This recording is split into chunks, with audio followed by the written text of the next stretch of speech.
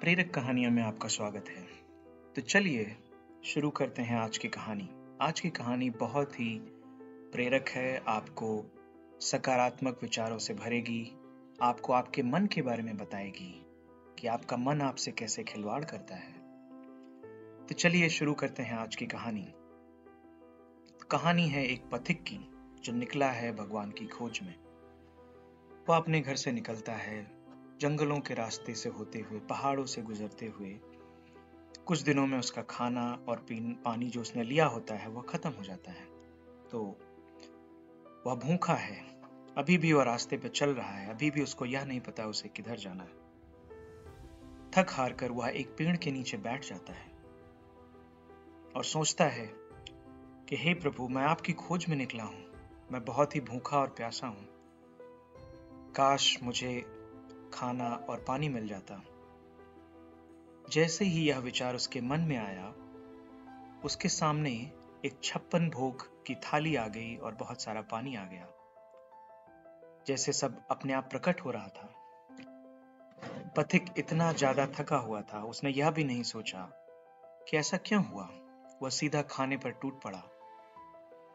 उसने खाने को खाया, अच्छे से खाया, और खाने के बाद वह सोचता है कि काश मुझे एक बिस्तर मिल जाता, एक सैया मिल जाती जहां पर मैं लेट के थोड़ा आराम कर लेता। मैं कितने दिनों से भगवान की खोज में जा रहा हूं और अभी भी मेरा रास्ता खत्म नहीं हुआ है। जैसे ही यह विचार उसके मन में आया, एक बहुत अच्छा सा बिस्तर, बहुत ही नरम मुलायम, जिस पे वह लेट के आराम से सो सकता था, उसके सामने प्रकट हो गया। पथिक अभी भी यह नहीं सोच रहा है कि ऐसा क्यों हो रहा है। वह जाके उस बिस्तर पर लेट गया और रात भर बहुत ही अच्छी नींद ली। दूसरे दिन वह उठता है और फिर उसके मन में एक संशय आता है, एक विचार आता है, यह क्या हो रहा है? जो भी मैं सोच रहा हूं वह सब घटित होता जा रहा है। कहीं ये कोई भूत प्रेत तो नहीं जो जंगल के बीच में रहते हैं और वह मेरे साथ कुछ खिलवाड़ कर रहे हैं। जैसे ही उसने भूत प्रेतों के बारे में सोचा, वैसे ही भूत प्रेत प्रकट हो गए, चारों तरफ प्रकट हो गए। उसके चारों तरफ वो डांस करने लगे, नाचने लगे। वह और भी घबराया। उसने कहा, अब तो मेरा बचना नामुमकिन है, ये भूत प्रेत सब मुझे खा जाएंगे अभी। पर जैसा उसने सोचा वैसा ही हुआ। उन भूत प्रेतों ने उसे समाप्त कर दिया। कहानी असल में कल्प वृक्ष की है। वह व्यक्ति एक कल्प वृक्ष के नीचे बैठा था और जो भी सोचता वह फलित हो रहा था। कल्प वृक्ष एक ऐसा वृक्ष होता है जिससे आप कुछ भी मांगिए तो वह आपको मिल जाता है। और जैसा उसने अपने मन में विचार लाए, जैसे विचार लाए उसने, जैसा उसने सोचा वही घटित हुआ और वह अपने विचारों से मारा गया। तो चलिए समझते हैं इस कहानी का उद्देश्य क्या था। इस कहानी का मतलब यह है कि आप जो भी विचार मन में लाते हैं वह आपकी जीवन की शैली को, आपके जीवन के तरीके को, आपके जीवन को निर्धारित करते हैं। अगर आप अच्छा सोचते हैं तो ऐसी संभावना बहुत है कि आपके जीवन में अच्छा होगा। चलिए और आज हम ये भी समझते हैं कि मन के कितने तल होते हैं। मन के दो तलों के बारे में बताया गया है। एक होता है कॉन्शियस माइंड, एक होता है सबकॉन्शियस माइंड।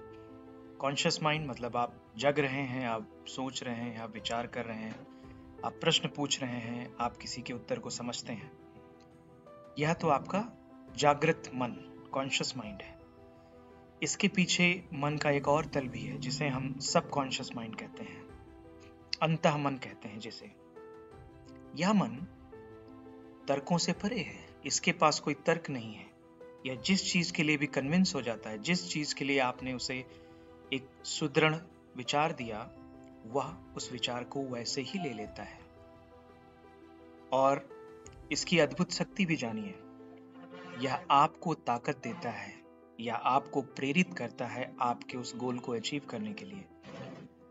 और इसके पास अद्भुत शक्तियां भी हैं। या प्रकृति से भी जुड़ा हुआ है। Your subconscious mind is also connected to the super nature. तो अगर आपका सबकॉन्शियस माइंड, अंतः मन, अगर किसी चीज के लिए कन्विंस हो गया है कि ऐसा ही होगा, ऐसी संभावना है कि फिर वही घटित होगा, तो आपको यह सोचना है कि आपके मन में कैसे विचार आते हैं। आपको अपने विचारों को सकारात्मक रखना है।